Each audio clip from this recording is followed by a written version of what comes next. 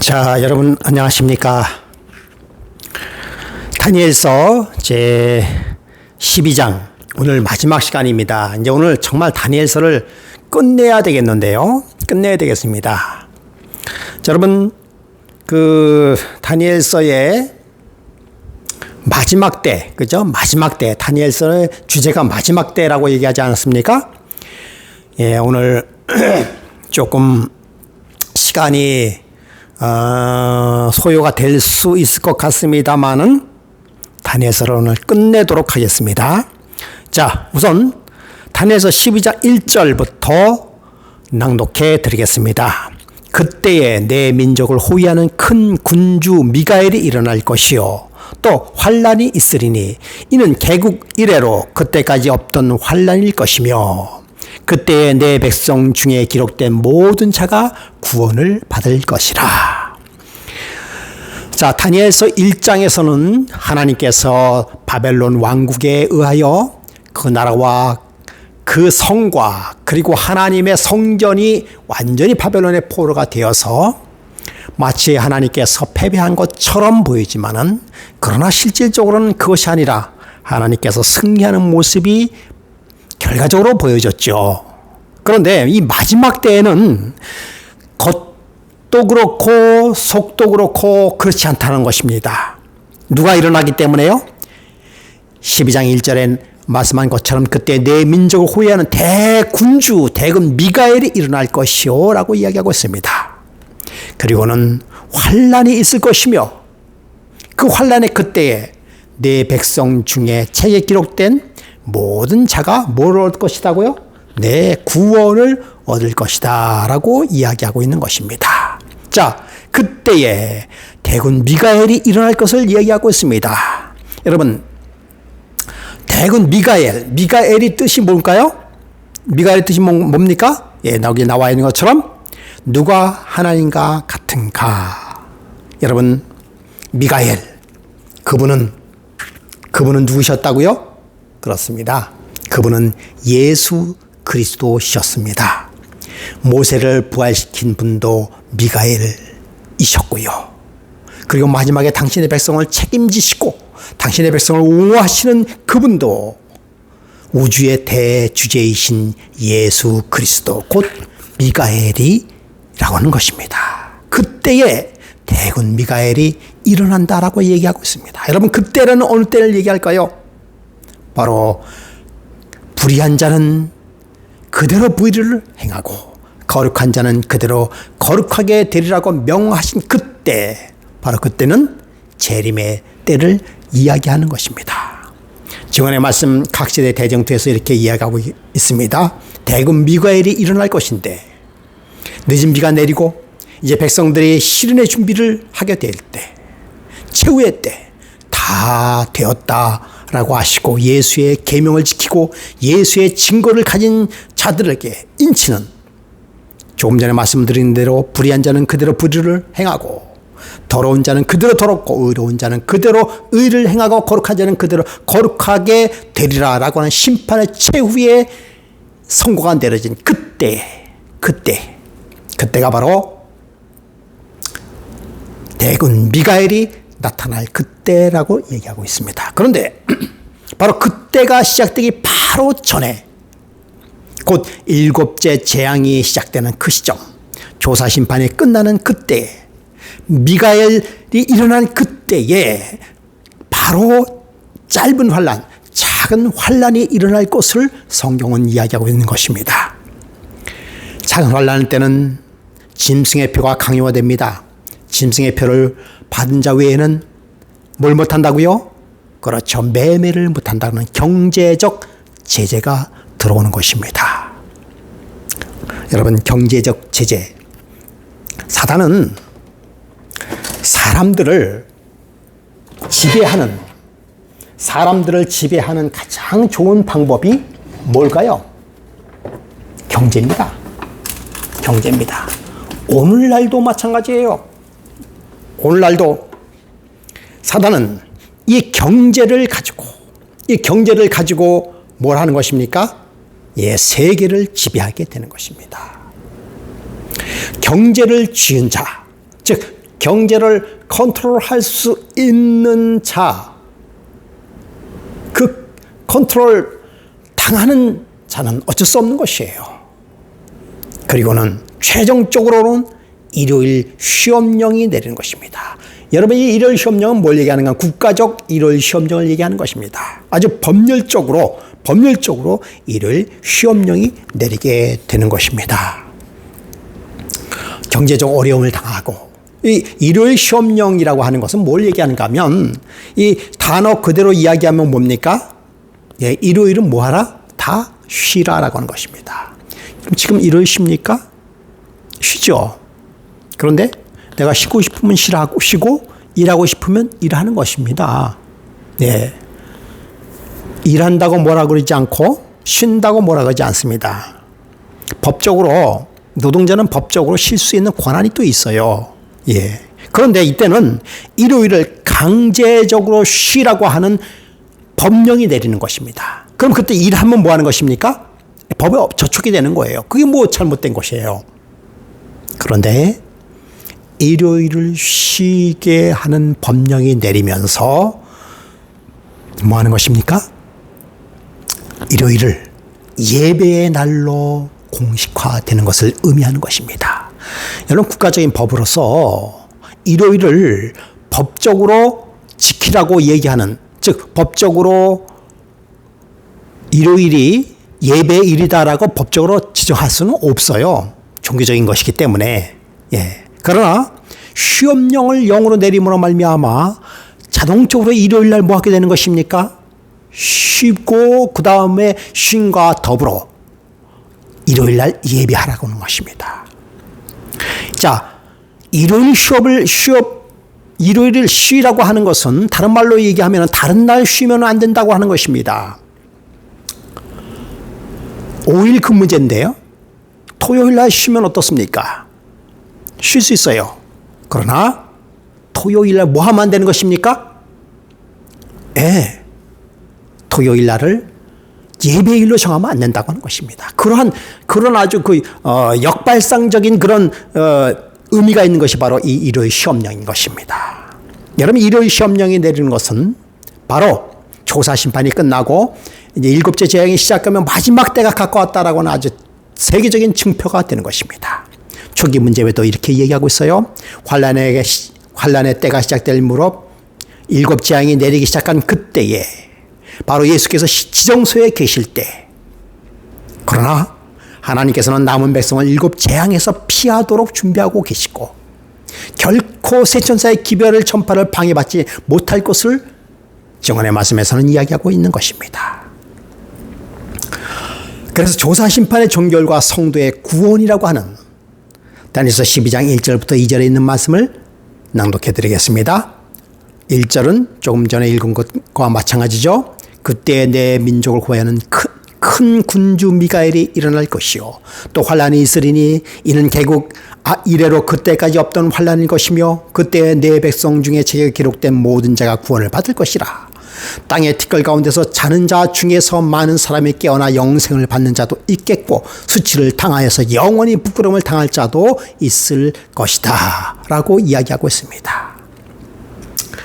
1844년부터 시작된 것이 뭔가 하면은요, 조사심판의 시작이라고 하는 것입니다.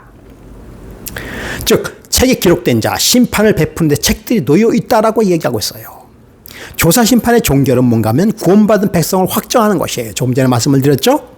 각 시대 대쟁터에도 이렇게 나오고 있습니다.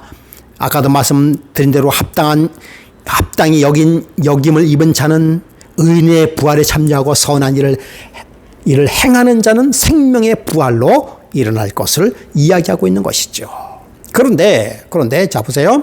조사심판의 종결과 더불어 그 다음부터 바로 조사심판이 종결이 되면은 아까도 말씀을 드렸습니다만 작은 환란이 있은 이후에 바로 예수 그리스도의 재림이 시작된다는 사실을 여러분 알 수 있는 것이에요. 여러분, 환란의 기간이 결코 길지 않다는 것을 이야기하고 있습니다.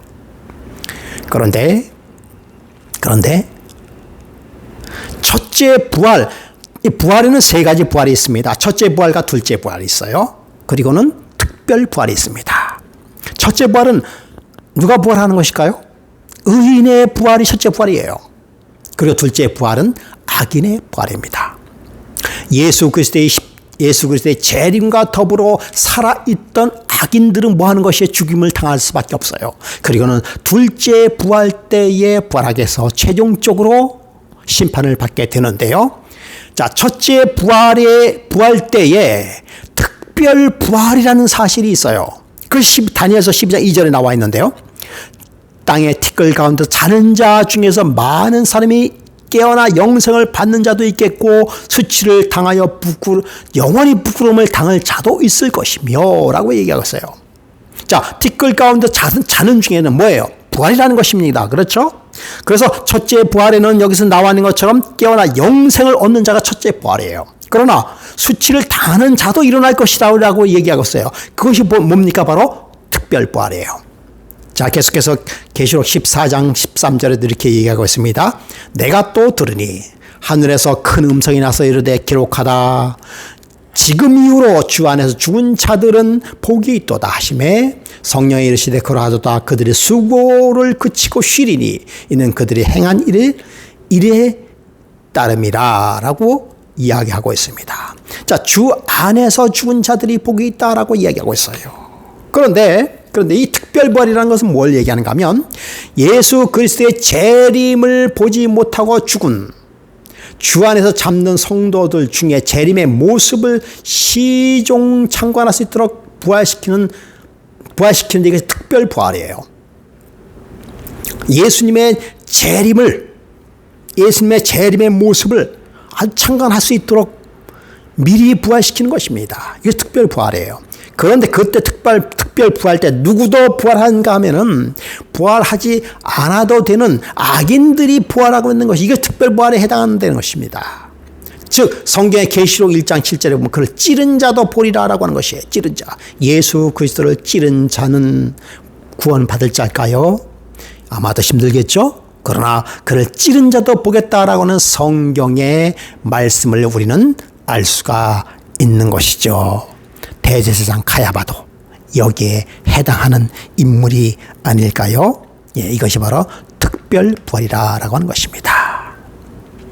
자, 이제 평화의 언약을 듣고 영생을 얻는 자, 세천사의 기별을 듣고 죽은 자들, 즉 평화의 언약이 이루어지고 그를 찌른 자도 보게 될 것이다. 부끄러움을 얻는 자, 그리스도의 죽음의 고민을 조롱하는 자, 진리와 그의 백성을 심하게 반대하는 자, 이런 자들도 특별 부활에 참여해서 예수 그리스도의 부활의 장면을 뭐하게 되겠다는 것입니까? 바라보게 된다라고 하는 것입니다. 충성되고 순종하는 자에게 영광을 보게 될 것이다 라고 하는 것입니다. 다니엘서 12장 3절 한번 이제 보겠습니다. 지혜 있는 자는 궁창의 빛과 같이 빛날 것이요 많은 사람을 옳은 대로 돌아오게 한 자는 별과 같이 영원토록 빛나리라. 여러분, 진정한 지혜 있는 자는 누굴까요? 예, 지혜 있는 자는 별처럼 빛날 것이다 라고 이야기하고 있습니다. 우리는 다니엘서를 공부하면서 지혜 있는 자 누구를 생각할 수 있어요? 그렇습니다. 지혜 있는 자 다니엘을 생각하게 되는 것이죠. 잠언 9장 10절에 보니까 여호와를 경외하는 것이 지혜의 근본이라고 이야기하고 있습니다. 그것이 여호와를 경외하는 것이 명철이라고 이야기하고 있습니다. 지혜의 사람 다니엘. 증언의 말씀에도 이렇게 얘기하고 있습니다. 하나님을 그의 지혜로 삼고 예수 그리스도 안에서 장성한 분량으로 자라는 사람들은 왕들 앞에 설 것이며 우리를 어두운 데서 불러내어 그의 기이한 빛 가운데로 인도하신 주님께 영광을 돌리게 될 것이다. 지혜 있는 자. 여러분, 누구나 스타가 되고자 합니다. 여러분도 그렇습니까? 아니라고 말씀을 하시는 분도 계시겠습니다만은 그러나 누구나 그런 마음을 가지고 있어요. 연예계의 스타가 되기를 원합니다. 스포츠의 스타가 되기를 원합니다. 학문의 스타가 되기를 원합니다. 정치, 경제의 스타가 되기를 원하는 것이에요. 그러나 이러한 세상적 스타는 내일은 오늘의 스타가 될 수 있을지 모르겠지만 미래는 어둠 속으로 영원히 사라지는 별똥별이 되고 마는 것입니다. 여러분, 우리는 알 수 있죠. 수많은 스타들이 역사 속에 어둠 속으로 사라졌다는 사실을 여러분, 우리는 알 수가 있는 것이 아닙니까? 진정한 영원한 스타는 뭡니까? 많은 사람을 옳은 대로 돌아오게 하는 자.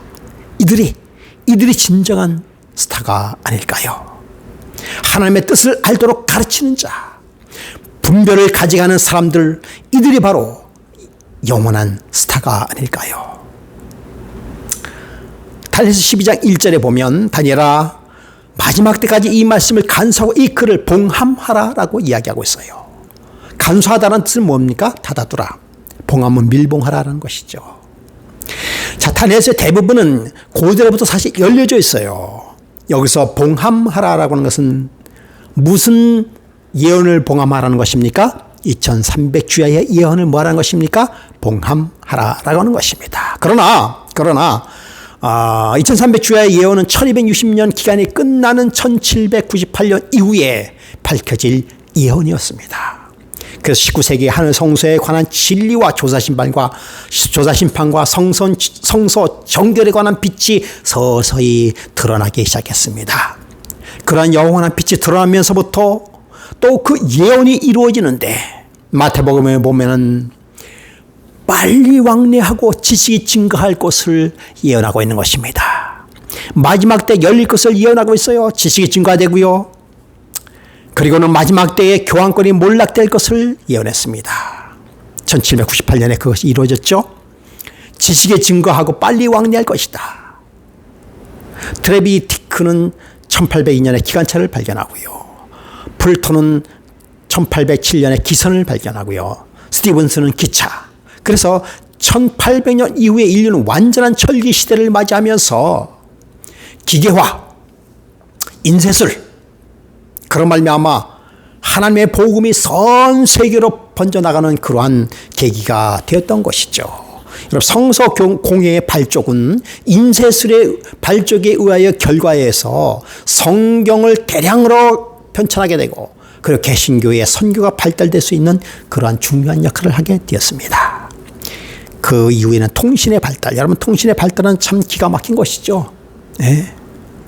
그리고 지금 2021년인 이 시기에 통신의 발달은 너무나도 놀라운 것입니다. 심판의 기별이 전해지고 재림운동이 전 세계적으로 전파되고 그래서 다니엘의 봉함책이 열린 책으로 되었던, 그러면서 세천사 기별이 전파될 수밖에 없는 그러한 놀라운 시기가 바로 펼쳐지는 것입니다. 이것이 바로 마지막 때에 일어날 성서적 예언이며 역사적인 사실이라는 사실을 알 수 있죠.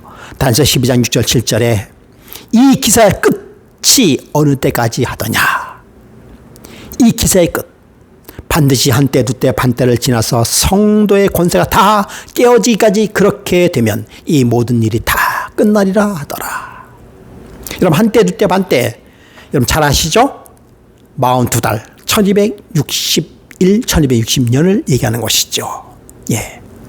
여러분, 다니엘서 8장 13절에 어느 때까지냐라고 얘기하고 있어요. 2300주야까지니 성소가 회방하고 성도를 짓밟는 일이 언제까지 이르릴까라고 하는 질문이에요.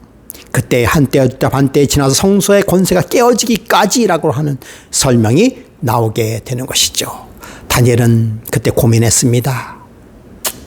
심심한 감옥에 갇힌 당신의 백성들, 산중과 토굴에서 사는 하나님의 백성들, 화영장에서 단두대에서 그의 목숨을 바친 당신의 백성들, 공산체제에서 불치의 병에서 고생하는 당신의 백성들, 도대체 언제까지 이렇게 고통하고 고난 가운데 살아야 되겠습니까?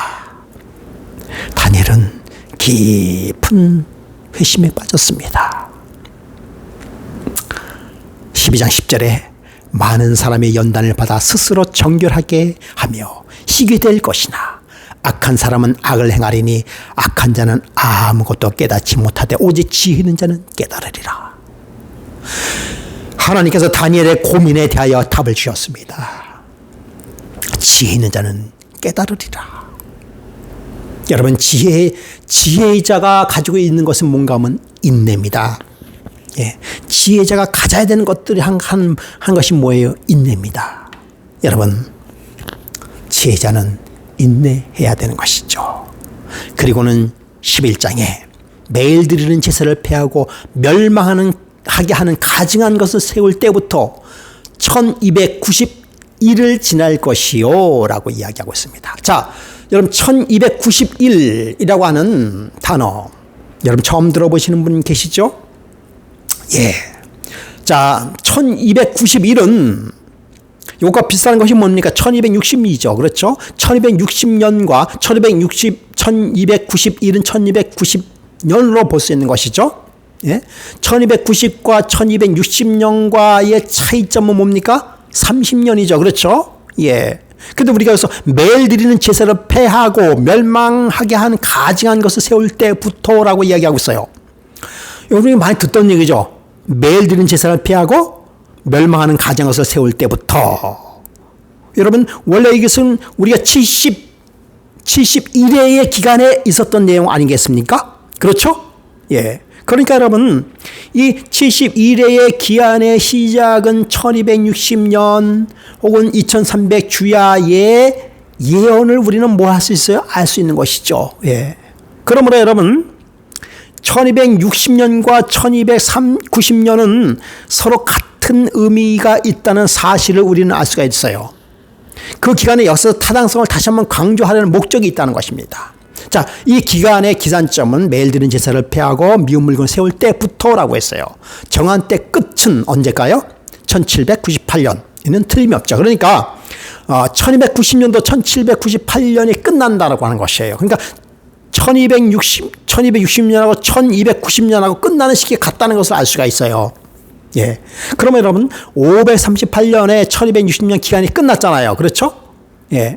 그리고 그 기간 동안에 무슨 일이 벌어졌는가 하면 533년에 유스티안이 로마 교회의 감독을 세계 교회의 머리를 공식화하고 여기서 중요한 것은 508년, 508년, 1290년이 시작된 해라고 볼 수 있는 이 해에 무슨 일이 벌어졌는가? 즉 로마 교회에서 로마의 천년사직이 빛나는 로마시의 역사적 권위와 지리적 영광을 물려준 것이 서로마인데 동로마 교회의 감독이 머리로 축혀 올려준 때가 바로 508년이에요. 그러니까 여러분 538년은 로마 교황의 공식적인 세계의 머리로 들어서는 해고요. 508년은 무슨 년입니까?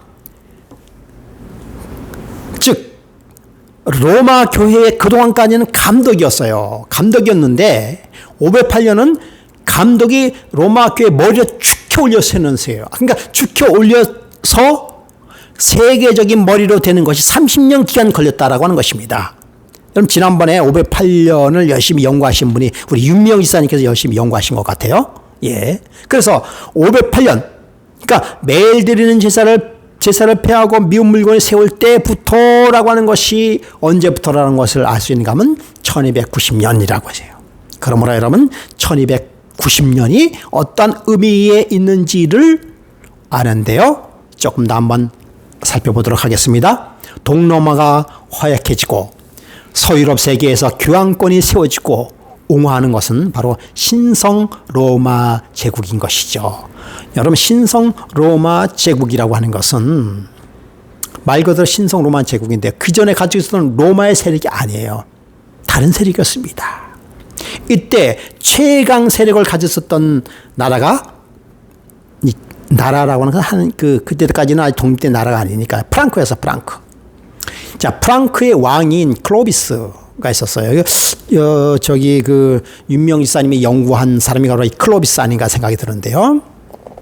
자, 이 클로비스는 게르만 민족인 알라마니와의 전투에서 승리했습니다. 이 승리는 그리스도를 힘입어서 승리한 것을 여기고 그의 감사의 표시로 병졸 3,000여 명을 침례를 받고 로마 교회로 개종하게 시켰습니다.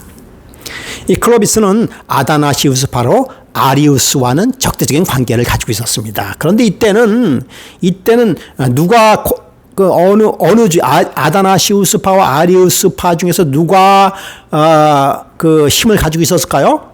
예, 본래는 아리안주의가 힘이 있었는데 이때쯤은 이제 아리안주의가 서서히 뭐 하는 것입니까? 서서히 그 세력을 잃어나가면서 아다나시우스파가 득세하고 하는 그 시점이에요. 그래서 아다나시우스파가 득세하도록 도와준 왕이 클로비스였다라고 하는 것입니다.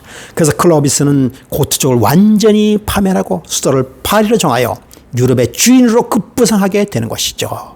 이 영향으로 고을 지방의 로마 교회가 정치적 종교적 발판을 마련한 계기가 되었습니다. 그래서 508년에 큰 행사를 치렀습니다. 클로비스가 직위에 대하여 공인하고 프랑크의 고을 지방을 점령하고 이래서 중세기를 출생시킨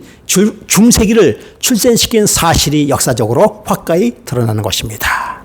그래서 이 사건이 일어난 직후 서기 508년에 클로비스는 동로마 제국 황제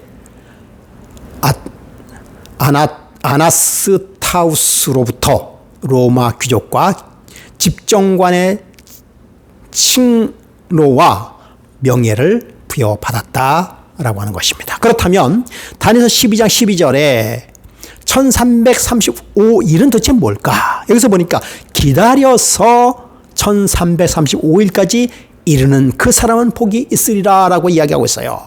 기다려서 1335일은 우리가 그때 마친다는 것을 알 수 있어요. 그러니까 마침을 보시기까지 사는 사람은 복이 있다라고 하는 것입니다. 영어 성경에서는 또 다른 미국 표준 성경에서 이렇게 이야기하고 있어요. 기다리기를 계속하다가 1535일까지 도달하게 되는 사람은 얼마나 복이 있을까라고 하는 것입니다. 이것은 다니엘에게 주신 축복이에요. 1335일이 되기까지 살아남은 자들은 축복이 있을 것을 얘기하고 있습니다. 그러면 언제부터 시작되고 언제부터 끝나는 것인가? 다니엘서 8장에서 어느 때까지라고 하는 질문과 똑같은 것이에요. 그러니까 2300 주야와 1260년의 사건에도 매일 드리는 제사, 아까 말씀드렸죠? 매일 드리는 제사를 폐하고 하게 될 가장 것을 세울 때부터 1290일을 지날 것이요. 기다려서 1335일까지 이르는 그 사람은 복이 있도다. 자, 그래서 두 기간에 관계가 있다는 사실을 알 수 있어요. 즉 1335년 시작도 1290년의 시작과 같다고 볼 수가 있는 것입니다. 그래서 여러분, 우리가 1290년의 시작이 508년이죠. 그렇죠? 508년에서 1335년을 더하니까 1843년이 되는 것이에요. 여러분, 1843년에 무슨 일이 벌어졌는지 역사적으로 잠시 살펴보도록 하겠습니다. 그때 어떤 축복이 있었을까? 이미 교황권이 몰락하고 재림기별이 온 세상에 퍼지는 일이 벌어졌습니다. 누가복음 10장 23절에 그 내용이 그것을 뒷받침해 주고 있습니다. 제자들을 돌아보시고 조용히 이르되 너희가 보는 것을 보는 눈은 복이 있도다. 내가 너희에게 말하노니 많은 선지자와 임금이 너희가 보는 바를 보고자 하였으되 보지 못하였으며 너희가 듣는 바를 듣고자 했을 때 듣지 못하였느니라. 보는 자가 복이 있다라는 것입니다. 보는 자가 복이 있다. 그렇다면 여러분 1843년 즉 계시록 14장 6절부터 7절에 기록된 세천세의 기별이 선포된 때가 바로 1843년이라는 것입니다. 초기 문제에 보면은 1843년의 외침은 하나님께서 하신 것을 보았다. 진리에 혹은 그 진리를 반대편에 서는 것을 시험을 허락하시고 진리를 받아들이고 여러 사람이 회개하게 되었다라고 하는 것입니다. 여러분, 이 진리는 뭘까요? 바로 윌리엄 밀러의 재림 기별이었습니다. 여러분, 윌리엄 밀러의 재림 기별은 1843년에 가장 피크를 이루어졌습니다. 진리에 순종하며 더욱더 굳건한 재림 신앙에 매진하는 무리들이 있게 된 것이 바로 기다려서 1335년이라고 하는 것입니다. 그러니까 여러분, 1844년의 대실망 경험 전에 세천세의 기벌이 전해지고 오히려 그 실망이 뭐였다는 것입니까? 축복이 됐다라고 하는 것입니다. 예. 그래서 여러분 그때에 많은 사람들이 실망하고 재림의 광경을 보지 못하고 죽었어요. 여러분 그들에게 특별 부활이 그들에게 주어졌다라고 하는 것입니다. 주 안에서 죽은 자들이 복이 있도다. 얼마나 그때 당시에 재림을 기다린지 아십니까? 근데 그때 간절히 기다렸던 재림을 기다렸던 그들에게 특별 부활 때에 그 재림의 광경을 보도록 부활시켜 주겠다라고 하는 하나님의 약속이 있는 것입니다. 마지막 다니엘 12장 13절을 너는 가서 마지막을 기다리라. 이는 내가 평안히 쉬다가 끝날에는 내 몫을 누릴 것이라. 여러분 다니엘에게 주신 마지막 하나님의 영원한 보상인 것입니다. 가서 마지막을 기다리라. 내가 평안히 쉬다가 평안히 끝날에는 내 몫을 누릴 것입니다. 여러분 다니엘에게 이 말씀을 주신 하나님, 이 말씀을 들은 다니엘은 얼마나 기뻤을까요? 네, 이 말씀을 드리고 다니엘은 편안히 눈을 감았을 것입니다. 다니엘 18살의 포로 생활 속에서 80여년간을 타향살이 생활하면서 그 민족을 사랑한 애족의 사람 다니엘, 조상의 잘못을 자신의 삶의 잘못으로 받아들인 선지자 다니엘, 위대한 기성세대였던 다니엘, 나라와 왕들의 운명을 좌우했던 선지자이며 정치가이었던 다니엘, 지성과 영성의 거인이었던 다니엘, 그러면서도 하나님께 순종하는 하나님의 귀염둥이였던 다니엘. 증언의 말씀들에서는 이렇게 이야기하고 있습니다. 내 백성아 갈지어다 내 밀실에 들어가서 내 문을 닫고 분노가 지나기까지 잠깐 숨을 지어다. 뒷거래에 거하는 자들아 너희는 깨어서 노래하라. 주의 일서는 빛나 있으리니 땅은 죽은 자를 내어 놓으리라. 다시 읽어드리겠습니다. 너는 가서 마지막을 기다리라.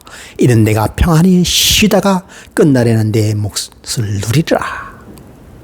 지금의 말씀에도 다니엘에게서 이렇게 이야기하고 있습니다. 다니엘에게 자기의 업을 누릴 때가 왔다. 그에게 주어진 빛이 전에 결코 그런 적이 없이 세상에 비춰져야 할 때가 왔다. 주님께서 그들을 위하여 영원토록 많이 알려주신 사람들이 빛 가운데서 행하게 되면 그들이 이 지구 역사의 마지막에 가까이 이르게 될 때 그리스도에 대한 지식과 그리스도에 대한 예언들이 놀랍게 증가할 것이다. 다니엘은 나라들의 비밀들을 받아 세대를 알리고 하나님의 대사로서 영광을 받았고 마지막 때 그 몫을 누리도록 업을 허락받았다. 여러분, 다니엘의 하나님이 우리의 하나님이십니다. 다니엘이 말씀한 인봉된 책이 우리의 손에 있지 않습니까? 다니엘을 인도하신 하나님께서 여전히 우리를 지켜주신 것입니다. 다니엘에게 약속하신 부활과 그 약속이 우리에게 여전히 지켜질 것임을 이야기하고 있는 것입니다. 이제 남은 것은 무엇일까요? 그것은 우리도 다니엘처럼 사는 것입니다. 다니엘의 하나님이 이 일에도 우리를 도우셔서 우리 모두로 다니엘처럼 살게 하시기를 염원하십니다. 아멘. 다니엘처럼 살 수 있습니다. 다니엘처럼 사명을 완수할 수 있습니다. 다니엘이 가졌던 성령의 능력과 성령의 은혜가 오늘 저와 여러분 그 모행목계 모든 성도에게 함께 미치고 함께 있을 것입니다. 다시 한번 다니엘서 12장 3절을 읽도록 하겠습니다. 지혜 있는 자는 궁창의 빛과 같이 빛날 것이요 많은 사람을 옳은 대로 돌아오게 하는 자는 별과 같이 영원토록 빛나리라. 아멘. 할렐루야. 여러분, 이제 대망의 다니엘서를 마치겠습니다. 지금까지 약 7개월 동안 함께 다니엘서를 연구에 함께 매진해 주신 성도 여러분께 감사를 드립니다. 그리고 부족한 강의에도 끝까지 댓글을 달아서 용기와 힘과 그리고 은혜를 함께 나누신 성도님께 감사를 드리며 다니엘서 이제부터 시작입니다. 여러분께서 스스로 연구하시고 은혜 받는 그러한 진정한 이 시대의 마지막 하나님의 백성이 되시기를 간절히 바라면서 다니엘서 연구를 마치겠습니다. 대단히 감사합니다.